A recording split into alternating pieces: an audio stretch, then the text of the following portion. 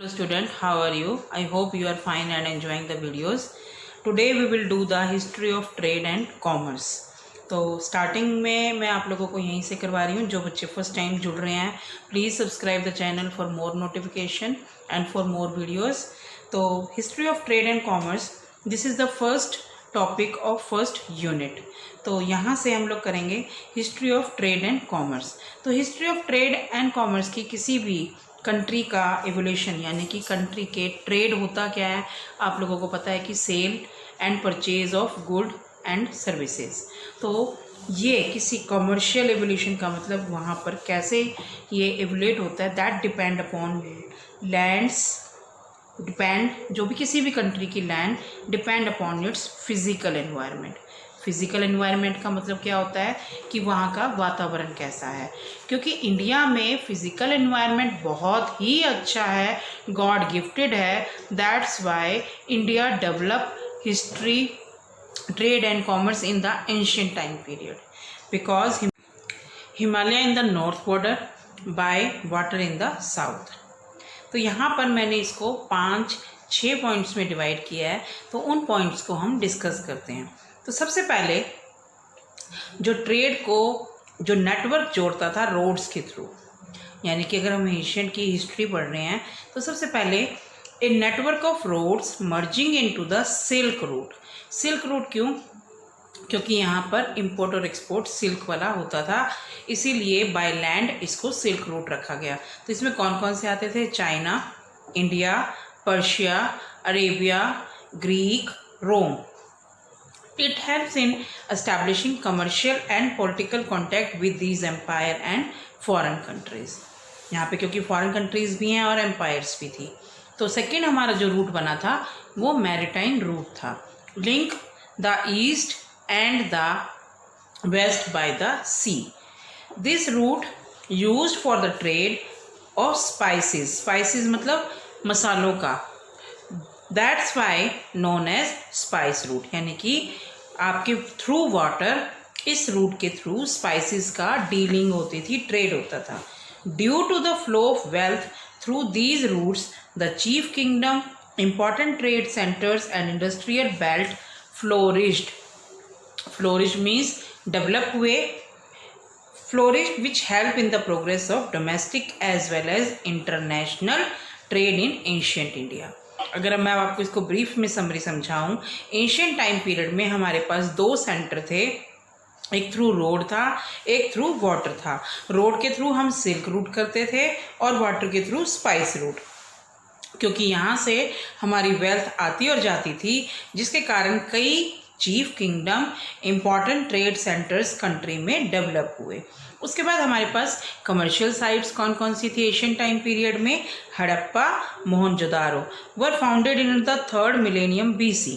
दे establish commercial connection. किसके साथ commercial connect किए? विद मेसोपोटामिया, जो कि किस किस में ट्रेड करते थे?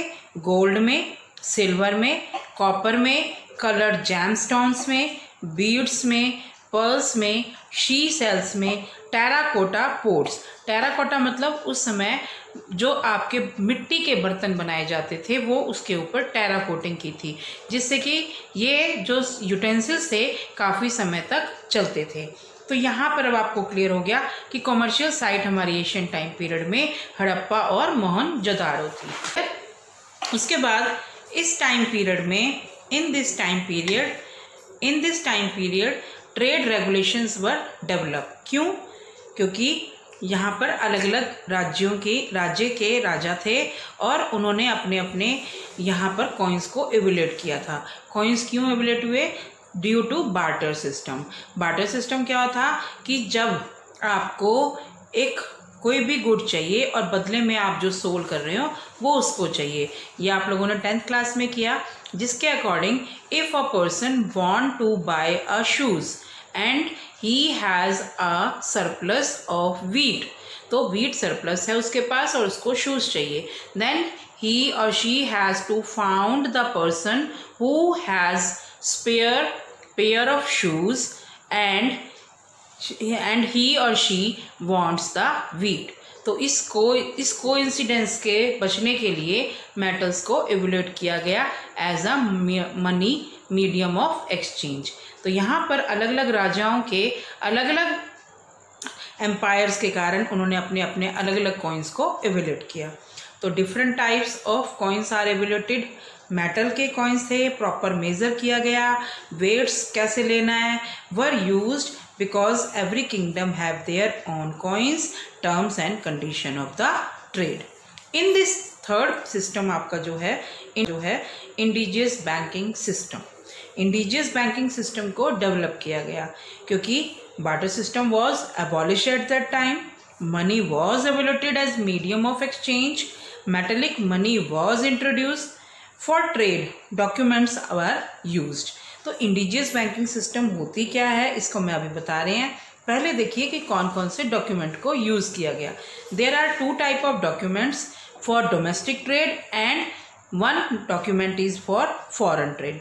तो जैसे डोमेस्टिक ट्रेड करना है आपको एक दूसरी इसमें जाने के लिए एक प्लेस से दूसरे प्लेस पे, देन हुंडी एंड चिट्ठी वर यूज्ड और एक letter of credit used for foreign trade. अब now first of all we want to clear the meaning of indigenous banking system. Indigenous banking system played a prominent का मतलब important role in lending money. मतलब जैसे कि आज आप लोग bank से ले लेते हो, किसी अपने फ्रेंड से ले लेते हो, किसी बिजनेस से ले लेते हो, उसी तरह से उस समय में इंडिजियस बैंकिंग सिस्टम चला था जो कि आपको लोन मनी एडवांस देते थे फाइनेंसिंग और फॉरेन ट्रेड के लिए विद द करेंसी। ठीक है, लेकिन यहाँ पर बैंकिंग सिस्टम एक डेवलप हुआ तो लोगों ने क्या किया, क्योंकि अब उनको लोगों को पैसा मिलने लगा, उनका ट्रेड चलने लगा, तो with the development of banking system, people began to deposit precious metal with lending individual functioning as banker और सेठ। ये एक अलग तरह का ग्रुप बन गया था, समूह बन गया था जिसमें लोगों को समय पड़ने पर उनके व्यापार के लिए पैसे को उधार दिया जाता था। और इसकी पॉपुलैरिटी के कारण, इसकी डेवलपमेंट के कारण लोगों ने विश्वास करके अब उनके पास जो as a source of income होता था उसके सरप्लस को उन्होंने वहाँ पर डिपॉजिट कराना शुरू कर दिया। तो that's why indigenous banking system were develop. ठीक है, इसके बाद banker and seth help the people of ancient to carry their business activity. तो यहाँ पर मैं इकोनॉमिक लाइफ को कंसर्न करने से पहले आप लोगों को जो डॉक्यूमेंट्स हैं हमारे हुंडी और चिट्ठी उसको कराऊंगी। Documents such as hundi and chitthi were in use for carrying out transaction in which money passed from hand to hand. Hundi is as an instrument of exchange का अभी आप लोगों को इसमें यूज़ होना चाहिए कि मैंने आपको हुंडी और चिट्ठी बताया कि डोमेस्टिक ट्रेड के लिए यूज़ किए जाते हैं, but there is a difference between हुंडी एंड चिट्ठी आल्सो। हुंडी का मतलब होता है कि इसमें टर्म्स एंड कंडीशंस पहले ही क्लियर होती हैं। यहाँ पर जैसे मान लो कि आपने बैंक से लोन लिया, बैंक आपको बताएगा कि कितने % इंटरेस्ट देना है और कब आपने लोन को वापस करना है, तो एक तरह से बैंक हो गया। लेकिन जब यहाँ पर गुड्स का ट्रेड होता है तो गुड्स में अभी आप लोग +1 में बिल ऑफ एक्सचेंज वाला भी चैप्टर करेंगे जिसमें एक ड्रॉयर होता है, एक ड्रॉई होता है और एक पेई होता है। तो आपने डिफरेंस के लिए याद रखना है कि हुंडी में 3 पार्टीज होती हैं और चिट्ठी में पेबल ऑन डिमांड जैसे ही 2 पार्टीज होंगी, ड्रॉयर और ड्रॉई। तो इसमें ड्रॉयर और ड्रॉई कौन होते हैं मैं क्लियर करवाना चाहूँगी। हुंडी में जो ड्रॉ होता है वो होता है ऑनर ऑफ द गुड्स, जो अपने गुड्स को किसी दूसरे को देता है, और ड्रॉई होता है, ड्रॉयर हो गया, एक ड्रॉई होता है जो उस बिल को एक्सेप्ट करता है, और पेई किसको, कि लास्ट में पेई जिसके पास वो बिल होगा, जिसको वो पे करेगा उसको पेई बोलते हैं। अल्टीमेटली हुंडी में पेई के पास पैसा चला जाता है। ठीक है, और चिट्ठी में 2 ही होते हैं, ड्रॉयर और ड्रॉई, मालिक और परचेजर, जिसमें जब डिमांड ऑनर करता है कि मुझे पैसे दो तो पेई को देने पड़ते हैं। क्लियर। तो यहाँ पर जो आपकी हुंडी और चिट्ठी होती है, हुंडी अनकंडीशनल होती है। अनकंडीशनल का मतलब कि इसमें आपके ऊपर कोई प्रेशर नहीं होता, यहाँ पर दोनों पार्टीज सही ढंग से इंक्लूडेड होती हैं, कोई प्रेशर के बगैर ही। अब यहाँ पर हमारे पास दो तरह की होती हैं नेम ऑफ हुंडीज, कितनी तरह की होंगी, और इसको दर्शनी में धनी जोग पहली जो आती है फंक्शन ऑफ हुंडी में, ये मर्चेंट कम्युनिटीज़ करते थे। अभी कौन कौन सी मर्चेंट कम्युनिटीज़ होती हैं वो भी बताऊंगी। तो पहली आ गई आपकी धनी जोग, जिसको दर्शनी यानी कि payable to any person, no liability over who receive the payment. आप किसी को भी इसमें पेमेंट कर सकते हो, इसमें जिसने पेमेंट रिसीव किया उसके ऊपर किसी की लाइबिलिटी नहीं होती। शाह जोग दर्शनी, payable to a specific person, someone respectable, liability over whom receive the payment। इसमें किसी एक स्पेसिफिक पर्सन का नाम लिखा होता है, रिस्पेक्टेबल का, जो कि वो पेमेंट करते हैं। तो जो आप उसको दे दोगे स्पेसिफिक पर्सन को, फिर जिसको देनी है वो उसके बिहाफ पर लाइबिलिटी को रिसीव कर लेगा। फिर मनजोग दर्शनी, हुंडी मेड पेबल टू ऑर्डर, जैसे ही आपके पास ऑर्डर आएगा आप इसमें उसको देने पड़ेंगे। देखन हर दर्शनी, पेबल टू द प्रेजेंटर और बियर, यहाँ पर जो दर्शनी जोग लिखा होता है इट मीन्स कि ये अनकंडीशनल है, विदाउट एनी प्रेशर के बनाई गई है। धनी जोग मतदाती, वो आप लोगों ने अभी दर्शनी जोग देखी थी, अब वही सेम है। धनी जोग मतदाती में payable to any person, no liability over who received payment but payment over a fix term, इसमें कंडीशन लगी होती हैं। पहले वाली जो दर्शनी थी वो मैंने कहा था कि आपको बगैर कंडीशन के होंगी, ठीक है, बगैर कंडीशन के थी, और यहाँ पर आपकी टर्म्स ऑफ कंडीशंस क्लियर होती हैं। फिर मनजोग मतदाती, hundi made payable to order following a fix term, इसमें भी कंडीशन लगाएंगी, क्लियर होंगी। जोखमी मतदाती, drawn against dispatch goods if goods loss in transit, यानी कि जब आपने गुड्स को दे दिया, अगर वो मान लो रास्ते में वो ख़राब हो जाते हैं, गुम हो जाते हैं, जो ड्रॉयर होता है या होल्डर बियर द कॉस्ट, यानी कि मालिक उसकी बियर करेगा, एंड ड्रॉइज कैरीज नो लाइबिलिटी, और जो परचेजर है उसकी कोई लाइबिलिटी नहीं। आई थिंक एक बार इसको दोबारा समझेंगे। इसमें मैंने आपको बताया कि ड्रॉयर और ड्रॉई होते हैं, ठीक है। ड्रॉयर और ड्रॉई, ड्रॉयर कौन हो गया, जो मालिक होता है, और ड्रॉई कौन हो गया, जो परचेज करता है। अब ये जो जोखमी वाली है, जोखमी का मतलब रिस्क लेना। अब आप मालिक ने गुड्स को डिस्पैच कर दिया, डिस्पैच करने के बाद अगर वो रास्ते में गुम हो जाते हैं तो परचेज़र की कोई जिम्मेवारी नहीं होती, उसके ऊपर कोई लाइबिलिटी नहीं होगी। लाइबिलिटी किसकी होगी, ओनली ऑनर की। I think you understand.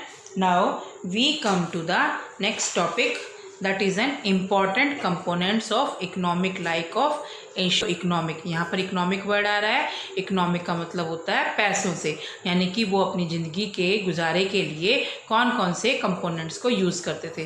तो बेटा सबसे पहले था agriculture, second domestication of animals, पशुपालन, और तीसरा था आपका वर्कशॉप, जिसे हम कारखाना कहते हैं, ठीक है। Agriculture, domestication of animals and the workshop. Due to the favourable climatic condition, यहाँ पर मैंने कहा कि किसी भी देश की आपकी जो फिजिकली एनवायरनमेंट है तो वो बहुत हेल्पफुल होता है। तो यहाँ की जो क्लाइमेटिक कंडीशन थी वो बहुत अच्छी थी। यहाँ पर बरसात का मौसम और सूखा, यानी सारे तरह के मौसम आते हैं। तो यहाँ पर जो फार्मर्स थे दे वर एबल टू रेज 2 और sometime 3 crops in a year, यानी कि एक साल में 2 या 3 फसलों को ले लेते थे। इन एडिशन अदर एक्टिविटीज़ क्या क्या करते थे वो, weaving cottons, dyeing fabrics, making clay pots, utensils and handicrafts, sculpting, cottage industries, छोटी छोटी इंडस्ट्रीज़ भी थी कारखाने में वो, मैंसोरी, मैन्युफैक्चरिंग, ट्रांसपोर्ट्स, कार्ट्स थी, बोट्स थी, शिप थी, एसेट्रा। फिर जो थर्ड था हमारा वर्कशॉप, वर्कशॉप को कारखाना भी कहते थे। वर्क प्रोमिनेंट बहुत इंपॉर्टेंट थे, वेयर स्किल्ड जो आर्टिस्ट थे वहाँ पर काम करते थे। वो क्या काम करते थे, they converted raw material into finish goods which were high in demand at that time. Ancient period में उस समय उनकी बहुत ज़्यादा डिमांड थी, जैसे कि वीविंग, कॉटन एम्ब्रॉयडरी, एक्टिविटीज़ को वो करते थे। और दूसरा, ये जो कारखाने थे ये फैमिली बेस्ड अप्रेंटिसशिप यानी कि अपने ही परिवार को ज़्यादा बढ़ावा देते थे। System was in practice, it passes from one generation to another generation within a family. जैसे मान लो फॉर एग्ज़ाम्पल आपके परिवार में कोई कपड़ा साड़ी बुनते हैं, तो साड़ी बुने का हुनर पहले दादा ने किया, फिर उसके फादर ने किया, फिर उसने किया, जनरेशन टू जनरेशन वो पास होता रहता है। एशियन टाइम पीरियड में जो ये कारखाना स्किल आर्टिस्ट वगैरह थे ये अपनी फैमिली बेस्ड अप्रेंटिसशिप को फॉलो करते थे। I hope you understand all the concept. जो रिमेनिंग कंसेप्ट है मैं आपको नेक्स्ट वीडियो में दूंगी, उसके लिए आपको नोटिफिकेशन के लिए बेल आइकन को प्रेस कीजिए और for more videos please subscribe the channel. Thank you.